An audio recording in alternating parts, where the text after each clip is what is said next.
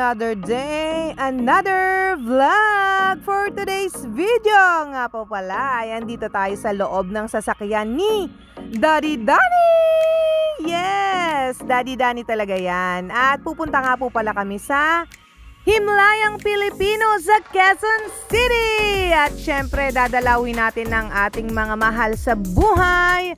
At maglilinis kami doon, maggagamas. At ayan, may kaunti kaming baon para nga magsalo-salo at syempre makapag-pray. After naman dito sa Himlayan ay pupunta naman tayo ng Paraiso sa San Mateo. Baka bago pa lang po kayo sa channel na ito, please subscribe po sa ating small YouTube channel para palagi po tayong updated. Wala pang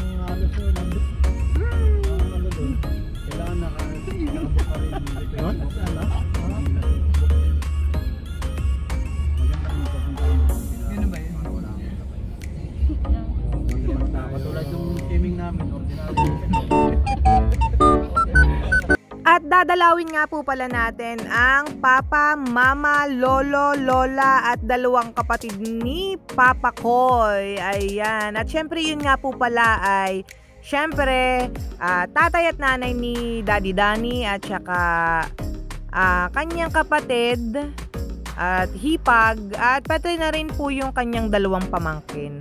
Ayan, at nandito nga po pala tayo sa bilihan ng bulaklak dahil bibili lang tayo ng 4 na bulaklak. At syempre tawad-tawa dahil nga po sobrang mahal ng bulaklak dito dahil nga atres pa lang po.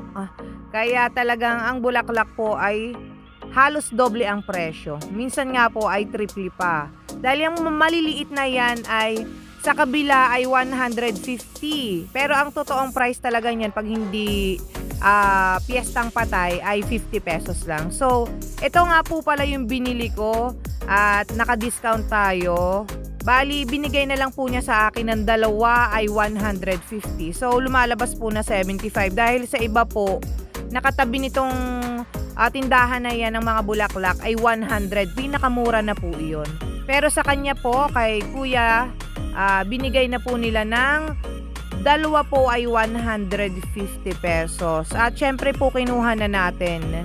At ang binili ko nga po ay 4 para 300 pesos lang. Ayan. At syempre po, wala naman tayo talagang budget. Yan po ay bigay lang po ni Daddy Danny yung pera. So siya po ang nagbayad niyaan. At ayan, pinabili nga po niya ako. At naghintay nga lang po siya sa sasakyan.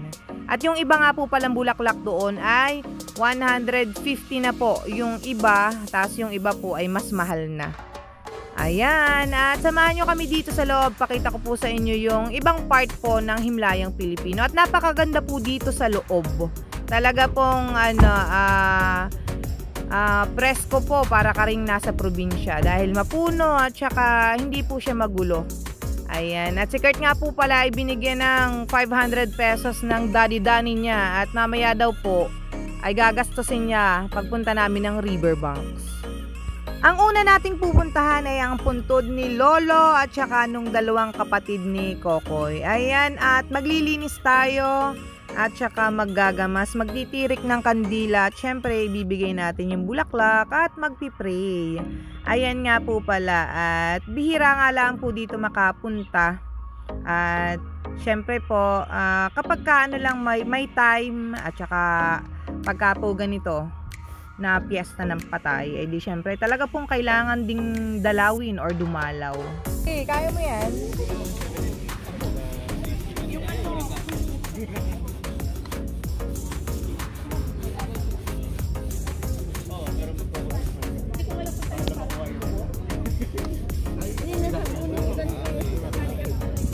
Go, go!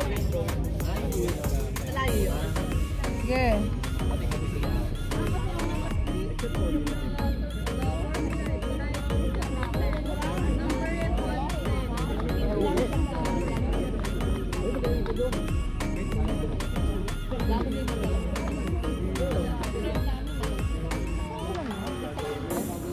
May nagmamasal sila.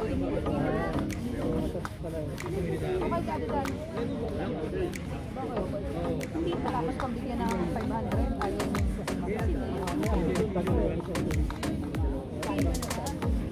kasi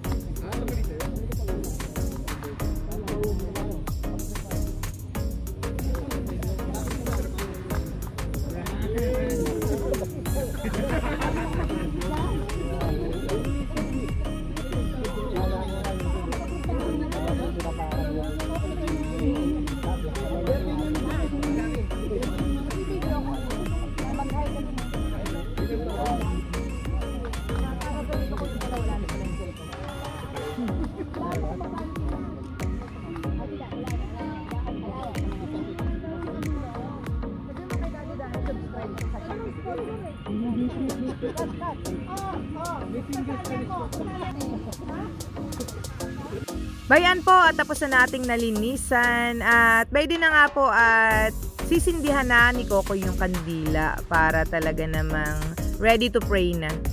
Second stop, andito naman tayo sa puntod ni Lola at saka ni Papa. Bali yan po ay kapatid at mama ni Tito Danny at syempre Lola naman ni Kokoy at Papa niya. Ayan, at magkahiwalay nga po sila ng punto dahil yung una nating pinuntahan dun po yun sa may kabila, ito naman po dito sa may kabilang side at mamaya naman po ay dun tayo kay mama pupunta. Nakahiwalay din po yun si mama para pong kumbaga sa palayan ay magkakaiba ng pitak, magkakahiwalay. Ayan po. Bayan, at nandito naman tayo sa ating pangatlong stop kay mama. At bayan po, at si mama po ay kalapit halos kadatig nung sapa. At bayan po, yun po mga sasakyan na yun ay palabas, malapit po kami sa may labasan. At bayan nga po, ito yung pinakang huling pupuntahan natin dito sa Himlayang Pilipino. At ang kasunod naman po na ito ay pupunta na tayo ng San Mateo Rizal para naman po dalawin namin si Mommy Lids, yung kita po ni Kokoy at kapatid po ni Daddy Danny at syempre ang lola ni Kurt. Ayan, yan po yung si Mommy Lydia, yun po ang aming inalagaan dito sa bahay. Kain po muna kami. Gutom na ako na. Ayan.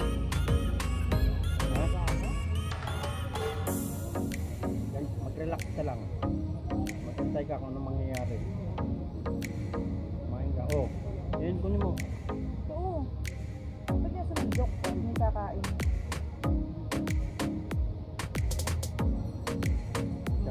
Kahit alam mo sa kanya ngayon, parang tayo yung pasalubong niya.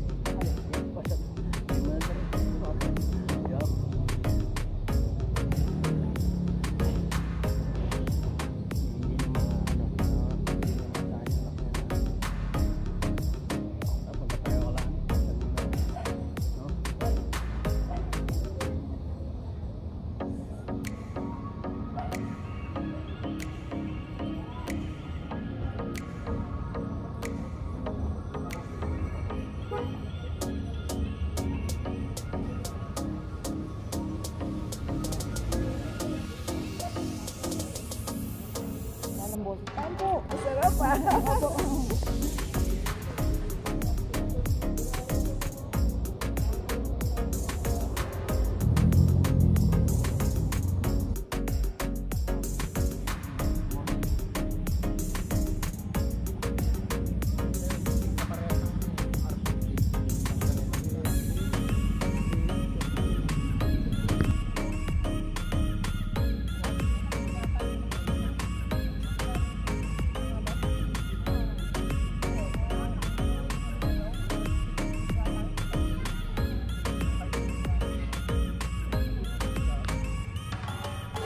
Bayan po at tapos na po ang ating pagdalaw dito sa Himlayang Pilipino at ang next na pupuntahan naman po natin ay Paraiso sa San Mateo Rizal.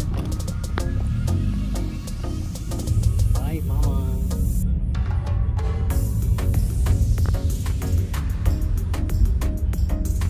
Takot niyo. Nandito tayo sa Paraiso sa San Mateo. Dadalawin natin si Tita Lydia.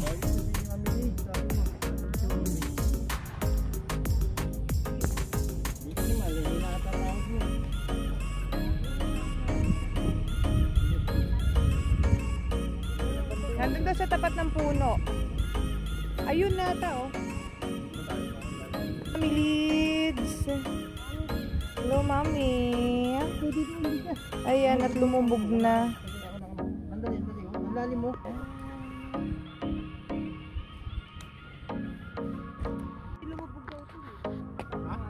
Lumubog nung pinataniman daw. Dito hindi yung pinataniman daw.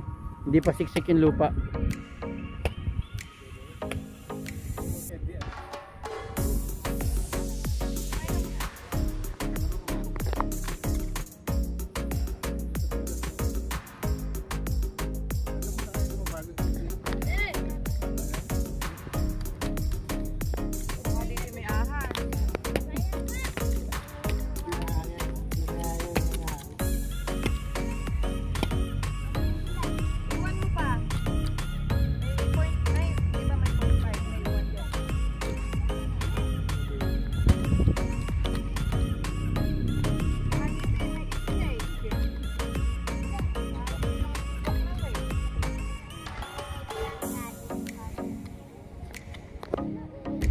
By day nga po at tayo po ay todo ang pagtitrim dito ng mga damoa, paggagamas.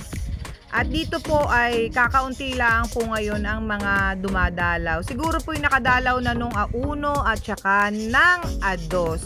At pasensya na po sa 2 ibon na maingay.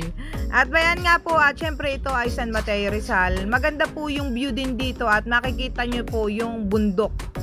At ayan po, maraming salamat po sa inyong walang sawang panonood sa aking mga ina-upload. Sana po ay kahit paano naman ay nag-i-enjoy kayo. Ingat po tayo palagi. At kung hindi pa po kayo syempre nakaka-subscribe, please subscribe po sa ating small YouTube channel. At malaking tulong na rin po ito sa ating small channel. At God bless po sa ating lahat. Thank you for always watching mga chang. Babu!